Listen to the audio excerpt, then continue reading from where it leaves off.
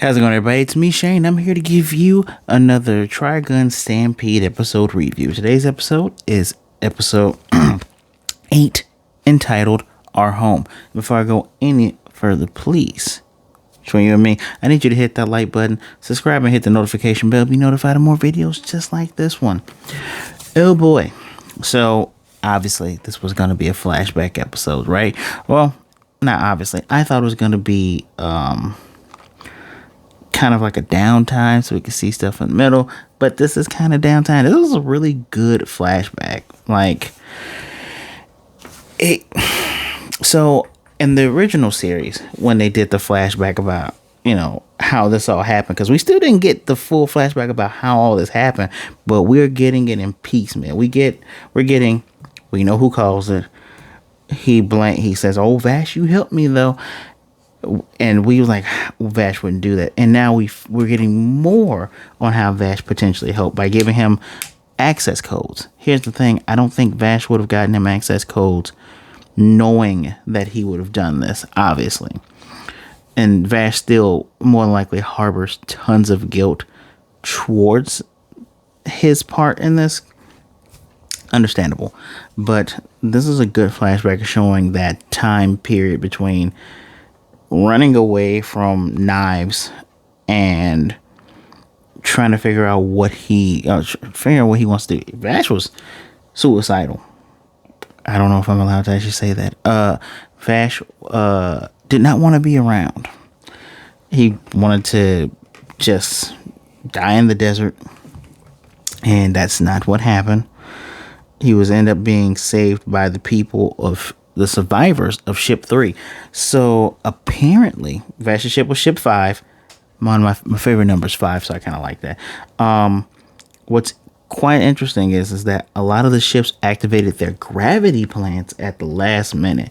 I'm assuming these are the plants that I'm gonna assume just slow things down enough so that they can all come down for a better landing.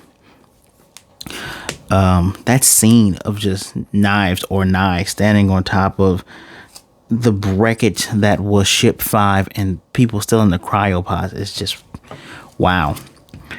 We learned a couple things about Vash here. He is the most human plant because we get a flashback within a flashback of Rem like doing a videotape of the twins' first birthday. And Knives doesn't eat. He doesn't need to eat or sleep. He doesn't enjoy doing those things like Vash does. And he sees all the birthday stuff as a waste. You instantly see that there is an emotional disconnect. Although when she hugs both of them in this scene, because she says she's a doting mother, we get a blush out of both of them. But I'm going to assume, because I don't remember Knives' reason in the original anime, I think it's just because he's just crazy. He just lost his mind. He's just evil. I think that's pretty much the reasoning in the manga. It's like he's a rogue plant. But I'm pretty sure he's only doing it because Vash likes Rem and he was placating it for a while. And I can't wait for that to come out. This is probably the next part of this flashback will be why Vash even has a fake arm, right? Vash cannot generate any type of amino acids, no type of chemicals. He can't do what other plants do, which is produce things, ways of people surviving. But his thing, because I don't want to say B plot, but the B plot of this is Vash thinking he's useless. He told the woman, her name is Lydia Littner, which these names, I can't wait to get into Rem stats, but give me a second. His whole entire deal is the B plot is he doesn't think he's useful. He says he's useless. All I do is eat, sleep. I can't do anything. He's in cuffs for most of this because they don't trust him. He's a plant. He's an independent. But what we do find out is that he can hear the voices of the plants when they're dying. So when the plants are dying, they unfurl. And they have their, I don't want to say humanoid body, but humanoid body. And he can hear the voice, and he goes up, and whatever he's doing, resonating, talking to them, he stops them from freaking out, because according to Ludia, if a plant can't properly gel with the environment of the planet they're on, they're probably going to die.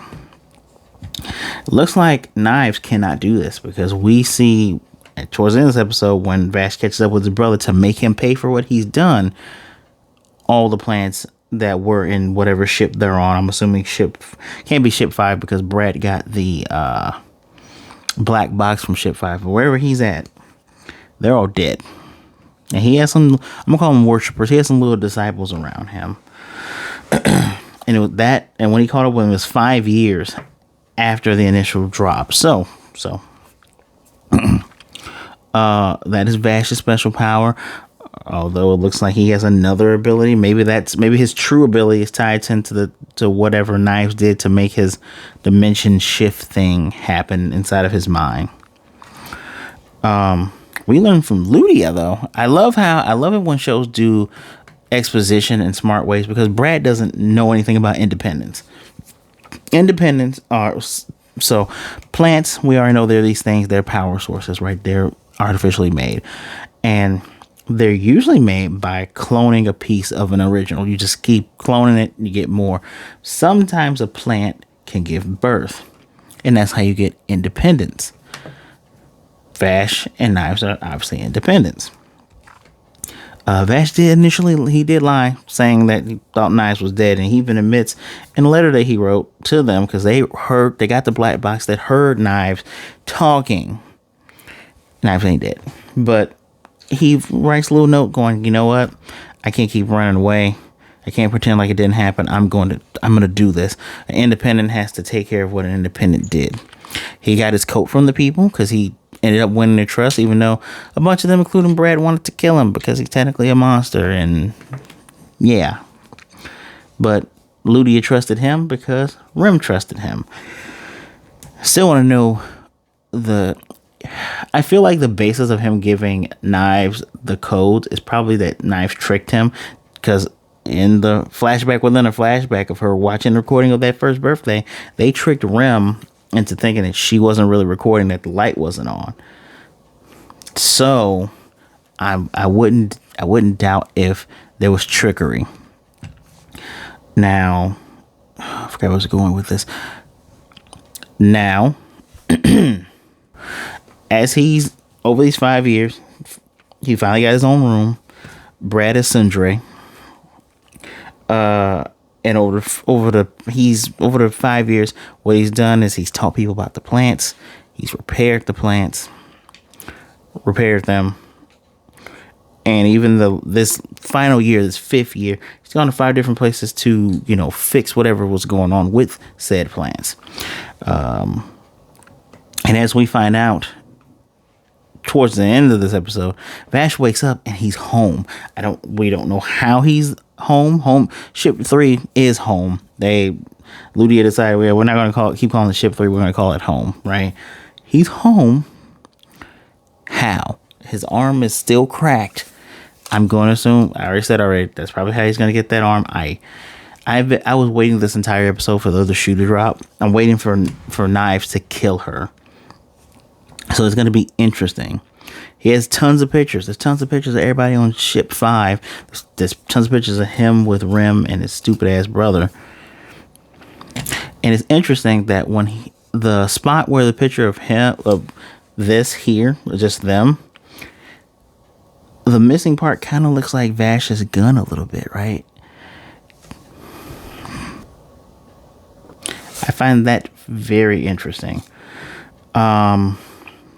All in all, I enjoyed how this progressed, especially, they didn't show all of it at once, but you can tell the people were starting to get used to Vash and accept him. I already said that's how he got his red coat. I wonder how he got that gun, because the gun in here doesn't seem to be special. The gun in the anime, it was set of 2.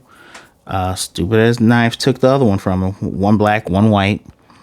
And I forget what they're made from. They're made from someone special made them. and they have a special power to only work with them. So I wonder where he got the gun he uses now from. It doesn't look like it's any special though. But yeah, decent episode. Let's talk about these Rem stats. Rem's full name is Rem Severim. Her name is Rem Save Rem. Lord. Rem did go down with the ship. The survivors told them that Rem fought to the bitter end to make sure she can save as many people as possible.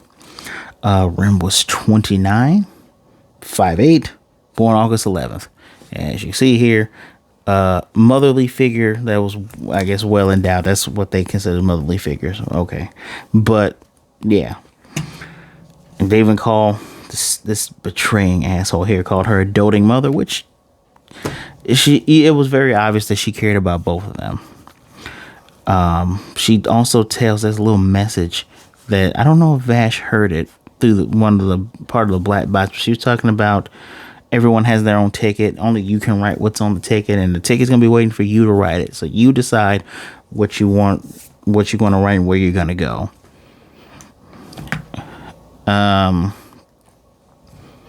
It's good. You can see the hopefulness in Ludia. So Ludia is what keeps him going. He doesn't want to eat anymore, but he does end up eating after he helps fix the plan. He's like, I'm doing what I could. Vash genuinely thought he was useless. And you can see Ludia is not just Rem and Ludia seem to be the driving force for this character. Fun fact today, the intro now has lyrics on the Hulu one. Has lyrics. Perfectly describes Vash. It might as well be Vash singing from his heart. The ending, now I see its lyrics. Again, not a big fan of the ending. I like the intro more than I like the ending now, but it's very in tune with the character. I don't really know what else I can say about this episode. Flashback, not bad. Very enjoyable. I do appreciate how they snuck in like present day, because he was dreaming about it. I didn't think we would get any more. I didn't think we would continue where Vash, going to look for his brother, riding on the fake chocobo, finds him.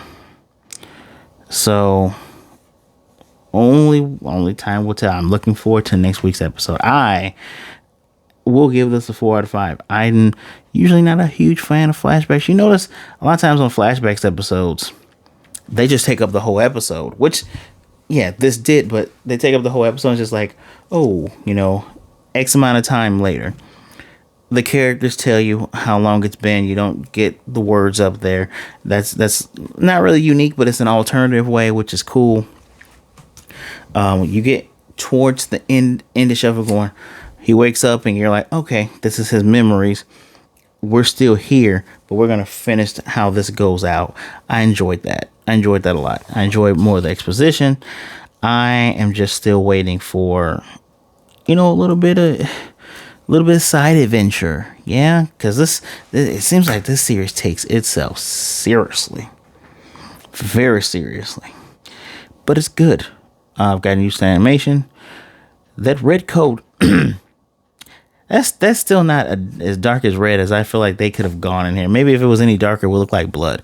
But yeah, for me, 4 out of 5. I enjoy moments like this where there's not really a ton to say. And again, some of the best episodes for series are the ones where there's not a ton of action, but you're getting tons of good character moments. So we're getting the building blocks of what makes Vash the Stampede in present day. And it's just crazy to think he was there in the very beginning when all this happened. So how many generations have cycled through on No Man's Land? That's actually the question I have.